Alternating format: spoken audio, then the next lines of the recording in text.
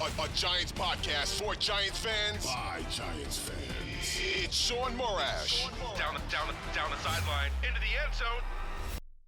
Touchdown, Giants! From the offseason to the wins and the losses, it's time to take one Giant step with your host, Shaun Morash. All right, welcome into One Giant Step, an offseason preview edition and a recap to a coaching edition. I am your host, Shaun Morash, joined by our young up-and-comer Bryce Gelman, who joined us throughout the year. The season is over, Bryce. Once and for all, the Giants are not playing this weekend like they were a year ago versus the Minnesota Vikings.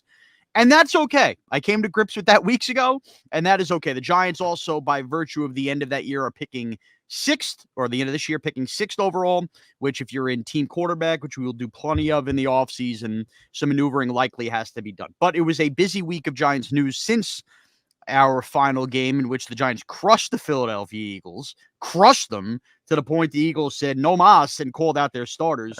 Part of me felt good about it, but, whatever. In the end, the Giants only lost one position in draft position, so I guess I feel better about it than I otherwise would have. Okay, so Wink Martindale is out as DC in a weird twist where apparently he stormed out, according to Paul Schwartz's report, after the Giants fired Drew and Kevin Wilkins, Wink's guys from Baltimore that he brought over. I could get into what I thought was a little bit slimy by Dable and Shane, not firing Drew and Kevin Wilkins at the same timeline they fired Bobby Johnson and Thomas McGahee before that 8:30 a.m. presser on Monday.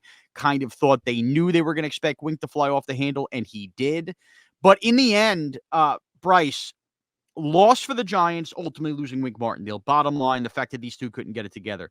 Also, win for Wink Martindale that he basically gets what he wants, which I can only presume is he can go wherever he wants, whenever he wants, and the Giants basically ripped the Band-Aid off, said not worth it.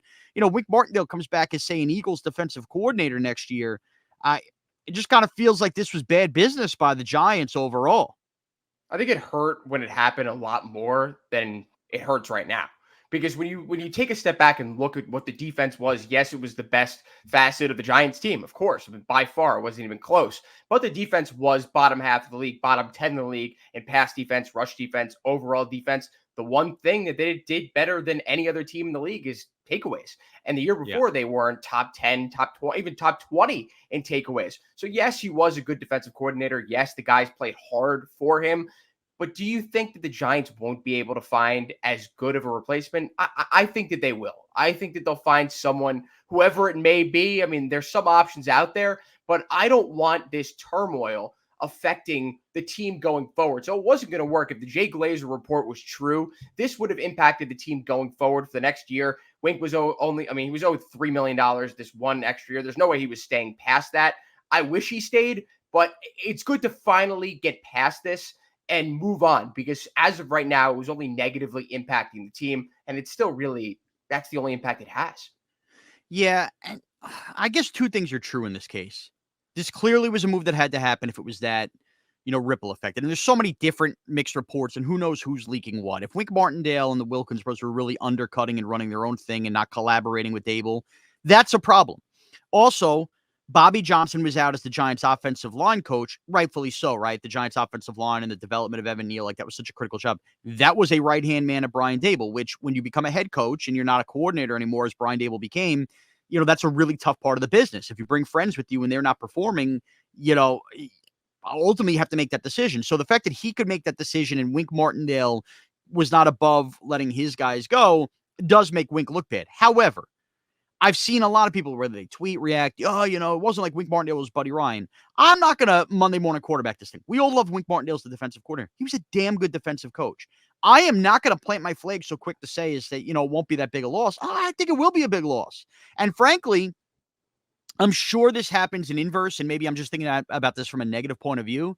Man, every time these teams that go deep into the playoff runs or, go to Super Bowls and they lose their coordinators, look at the Eagles this year. To head coaching jobs. A lot of times those units take a step back for a year.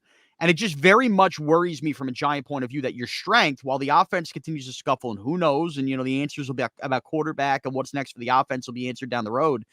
I don't think this team can afford for the defense to take a major step back schematically next year. So we'll see who they hire. We'll do another podcast when they hire somebody, and I'm sure I'll rally and get behind. But overall, man, this is just a tough pill to swallow, especially because they started that press conference at 8:30 on Monday morning with, we expect Kafka and Wink Martindale to be gone. Exactly. It was just a tease. I thought handled poorly on all accounts. And Wink now seems like a hard guy to work with, but it did come across. I'm sorry. Really one of the first negatives I have to own for Brian Dable, that they made sure to run out there at 8:30 in the morning before firing those other two guys under Wink's staff. That's the way I feel. I think that's a tough pill to swallow, but the defensive coordinator search is on. As a tie into that, Bryce, we're not going to spend much time on this podcast, this little reactionary podcast on Saquon, because I feel like there's going to be a time and place where we basically do a half an hour on Saquon, whether he's returning or leaving in general. Exactly. But Giants, I guess, top free agent number 2 is going to be Xavier McKinney. And now there's a report that comes out. McKinney, who had a really good year at safety. I don't mind a guy having some arrogance, and he has said basically he thinks he's the best to do it out there. And, let's calm down. Again, you're not Troy Polamalu with Xavier McKinney. But he apparently would not have been open to re-signing with the Giants had Wink Martindale returned.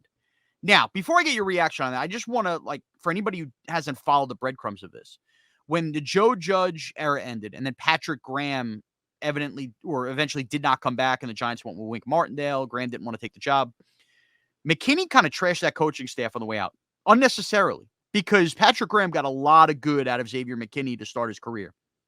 Now, to hear this come out that he wouldn't have come back with Wink Martindale, maybe him and Wink butted heads.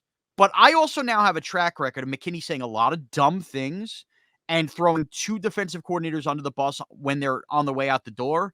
I got to be honest with you, Bryce, as it stands right now, if the Giants sign McKinney to a price they feel is fair, fine. I think he's an excellent football player. If Xavier McKinney is not a Giant next year, I'm also A-okay because it feels like he just cannot stop saying stupid things. It makes no sense, Shaun. This makes no sense. Look at how he played this year. His second year under Wink Martindale. Do you know how much money he made himself because of Wink Martindale's scheme? Yeah. And he's not listen, I'm not saying he's a system safety. You know what I mean? He's a good player. He's got talent. Clearly the Giants think highly of him if they're considering bringing him back. And I do think that it would be a good idea to bring him back. But to go out of your way to trash a guy already out the door for whatever reason, I don't know. Shaun, I just can't get behind that. A guy doing that. You're in your mid to late 20s, mature. You're one of the defensive captains of the team. You can't be doing this. And as you said, this isn't the first time that he's trashed a coaching staff already out the door. And here's the other thing, because there were obviously reports this year that Xavier or whatever was happening with the coaching staff that maybe this had something to do with it. I don't know, but it doesn't really make much sense to me to do that right now.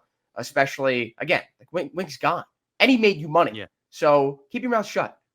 Yeah, I completely agree, man. So it's just going to be really interesting what they do there. Franchise tag, if they want to use that, is available for McKinney. It's not just like that's a Saquon exclusive thing. Although Joe Shane, I think, kind of hinted that he didn't really want to get involved with the franchise tag at all this year. He said, it's a tool they have, but he saw how it worked out last year with all the controversy. That's really interesting. They did let Julian Love, who made a Pro Bowl for Seattle this year, go. And at the time, I thought they let him go because they didn't want to, invest too much at safety. But and this is where it comes into who's going to be the defensive coordinator, what style of player are they looking for. They kind of didn't miss a beat letting Julian Love walk in terms of maybe early in the season they did leadership-wise, but Pinnock played great late in the year. Dane Belton played great. I feel good about the depth at safety, but look, if McKinney's back, that's fine, but the Giants shouldn't overpay and be very cautious that he keeps spouting his mouth. All right. I want to get this guy's name right because I feel like I screwed up the name on the air on Evan and Tiki. The Giants have acted fast in replacing Bobby Johnson. They hire Carmen Bricillo.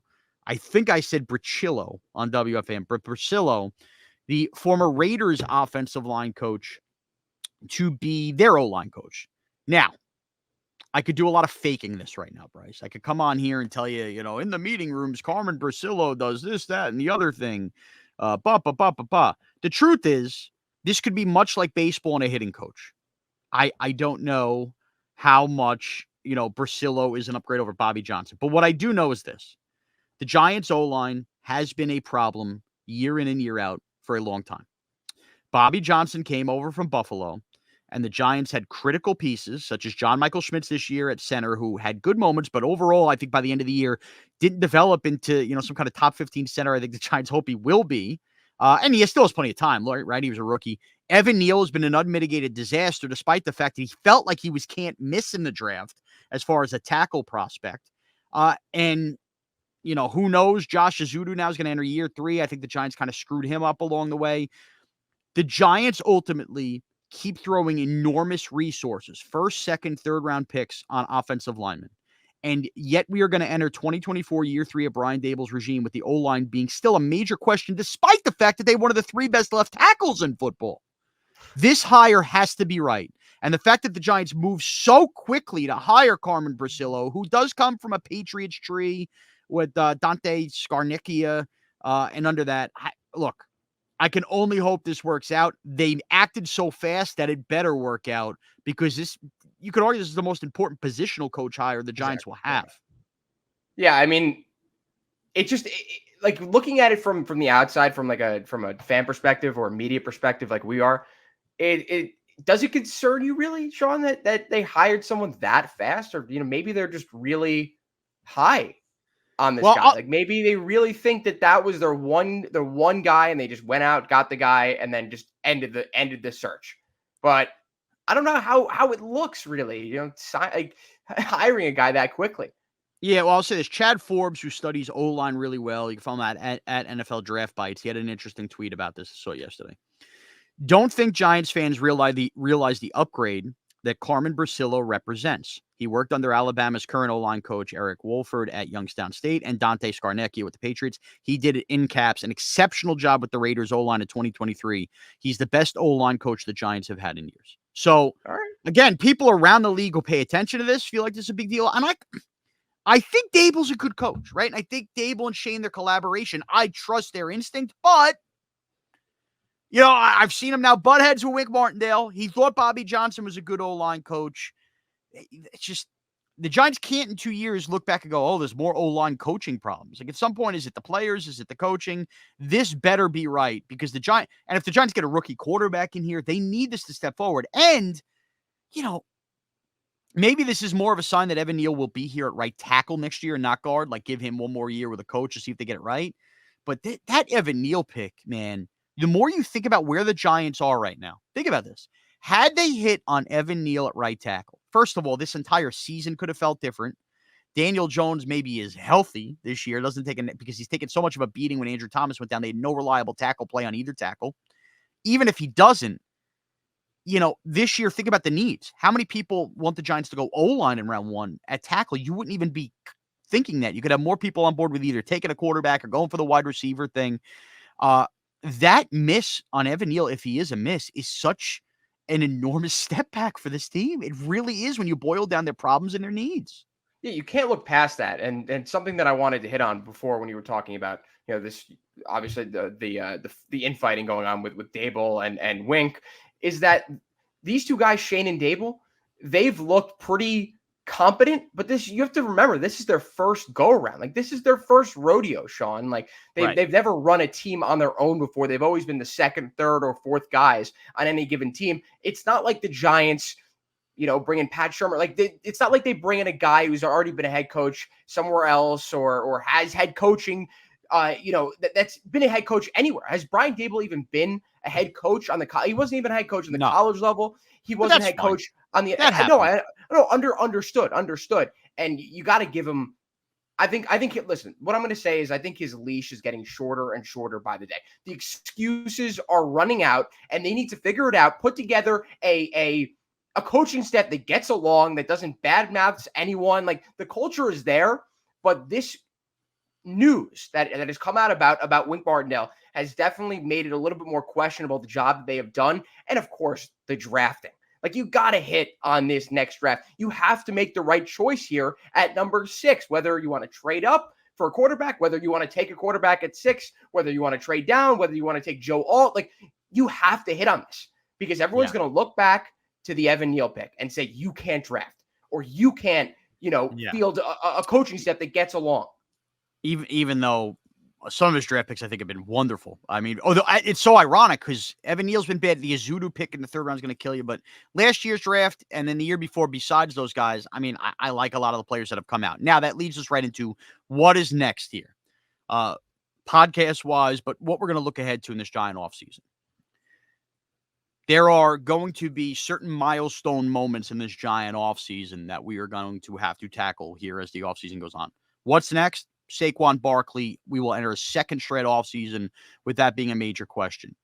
You read, the Giants could be headed for a divorce. I don't know. I mean, if Saquon goes out there and doesn't get, the market he's looking for, I don't think that's a given. The Giants could also use that tool, the franchise tag. We mentioned Xavier McKinney. What's next for him? But ultimately, I think once Dable finishes filling out this coaching staff, hires a defensive coordinator, they get into collaboration, the Giants are going to have $25 million in cap space. Joe Shane has alluded to the fact that they will add a quarterback, whether through draft or through free agency, and especially if Daniel Jones isn't ready to start the year. This is a fascinating offseason. And you mentioned about Dable and the leash getting shorter. I believe what's next for this team, I think that they are going to do their best to get the quarterback they want in the draft. And it will be very interesting and I think telling on the early days of free agency if that is the route they're going to go. Because the Giants have already allocated money to Daniel Jones. Clearly, we keep bringing up this contract. They have Tommy DeVito sitting there, practice squad, third-string quarterback, whatever they think of him, another year of development, yada, yada, yada. Man, if the team doesn't take a quarterback or they start free agency by signing, I'm just going to throw random names out there, Jimmy Garoppolo, or they're not going to go Kirk Cousins, Russell Wilson.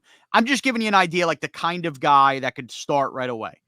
That will still cost, even for a year or 2 years, $7 million, $8 million, something like that on your cap, depending on the way they finagle. Because look at this year, the backup quarterback rate. I don't know if the Giants spend that kind of money, even if it doesn't seem like big money, if suddenly they're also going to have quarterback as their priority. Not that signing a Jimmy Garoppolo would prevent them necessarily from drafting, but that's a lot of money tied up in that. I think they might. This is why I think trading up is something that this team's going to want to do. I think they're going to want to try to do that before the draft, before free agency. I think that there's a track record of the Josh Allen trade up a little bit. And I think ultimately, man, the more I thought about this with the leash getting shorter, Dable and Shane may not be here to draft their own guy and trade up for their own guy if they punt on a quarterback this year. If they decide in the draft that they can't pull off a trade or do any of that. Because if they go out there and it's a Daniel Jones, I'm just going to keep saying Garoppolo, Jacoby Brissett collaboration. The team is at 7 wins. Like they're going to be competitive enough. They're not at the top of the draft again next year. It kind of feels like they're stuck in mud. That leash only gets shorter, and dare I say, maybe things go really bad, right? Like more people spout off and they do get fired. Something like that. Not that I want that to happen, and I think they're a good coach, and I hope. But we also can't dismiss that. The longer they punt on who their actual quarterback is of the future, or the more they tie themselves into Daniel Jones is, if he cannot stay healthy and whatnot, the more they're putting themselves in jeopardy. This being at least a 3 quarterback draft at the top and you guys at 6, I think they're going to work actively to make a trade here and trade up, Bryce. And if they don't, look, it takes 2 to tango. That's fine. But I don't think we could assume, no, they'll wait a year. They may not be here to draft a quarterback if they keep this up. And it makes it that much more annoying that the Giants had to win 3 games in a row. They had to play into the whole Tommy DeVito thing. Like, look, it was fun. It was cool while it lasted. He was going to Bubba Coos Burritos in my hometown in Livingston, making $20,000 an appearance.